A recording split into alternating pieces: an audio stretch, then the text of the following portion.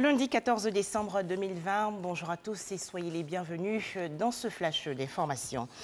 Pour commencer, les festivités aujourd'hui en Côte d'Ivoire. En effet, le président de la République, Alassane Ouattara, prête serment, ouvrant ainsi son premier mandat de la Troisième République. Cette cérémonie de prestation de serment se déroule au palais présidentiel dans la commune du Plateau.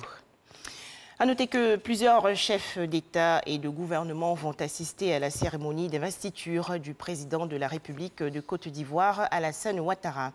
Une première vague est arrivée hier. Il s'agit du président de la République du Ghana, Nana Akufo-Addo, par ailleurs président en exercice de la CEDEAO. De Roch-Marc Christian Kaboré, président de la République du Burkina Faso. De Denis Sassou Nguesso, président de la République du Congo, et de Oumarou Sissoko Embalo, président de la République de Guinée-Bissau.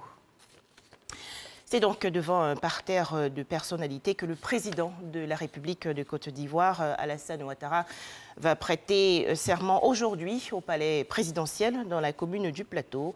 Alassane Ouattara va ainsi ouvrir son premier mandat de la Troisième République.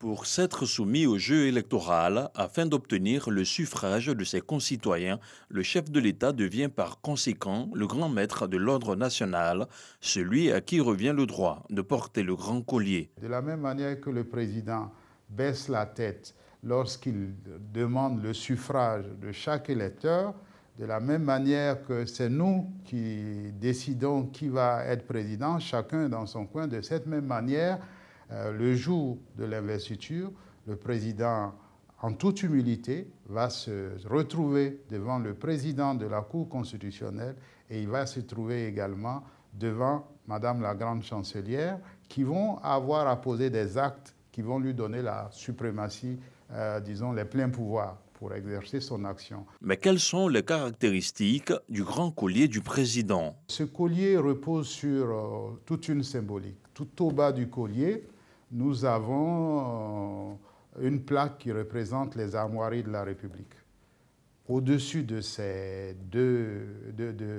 plaque, nous avons deux médaillons qui représentent les sceaux de la République. Nous avons ensuite une chaîne de 8 médaillons, donc ça fait au total 16. Ces 16 médaillons sont imprimés par les travaux, la multitude des travaux qui représentent la vie nationale. Maintenant, au verso du médaillon vont être inscrits les noms des différents présidents qui ont gouverné la Côte d'Ivoire indépendante. En commençant par la gauche, c'est-à-dire dans le sens des aiguilles d'une montre, nous avons donc une remontée. Sur le premier médaillon, vous avez le nom du président Félix Houphouët-Boigny et la date de son règne, suivi d'Henri Konan Bédié, et ainsi de suite. Tant et si bien que sur les 16 médaillons, vous avez une porte ouverte sur la chaîne des présidents qui ont à charge de présider aux destinées de la nation.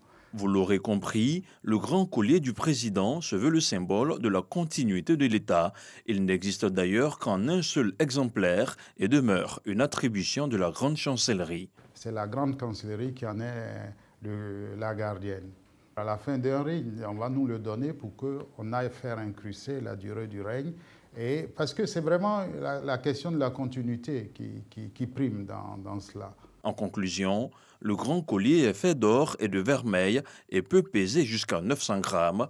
Il n'est pas seulement un objet de décoration, mieux, il récapitule les noms de tous les présidents qui ont servi la Côte d'Ivoire en ayant donné le meilleur d'eux-mêmes et quelle que soit leur obédience. En image, l'actualité hors de chez nous. Le Nigeria, toujours sans nouvelles. Des jeunes lycéens enlevés récemment dans leur établissement scolaire dans l'état de Katsina, dans le nord-ouest du pays. Le président nigérian Muhammadu Buhari a ordonné à tous ses services de sécurité de faire de cette affaire une priorité. Selon les premières investigations, les auteurs de cet enlèvement de masse auraient été localisés dans une forêt de l'état de Katsina. Dernier point sur l'actualité, nous partons aux États-Unis où plus d'un mois après l'élection du 3 novembre dernier, C'est aujourd'hui que les grands électeurs se réunissent pour officiellement voter pour le nouveau président Joe Biden. À noter que Donald Trump, le président sortant, refuse toujours de reconnaître sa défaite. Voilà, merci de nous avoir suivis. 13h, le journal.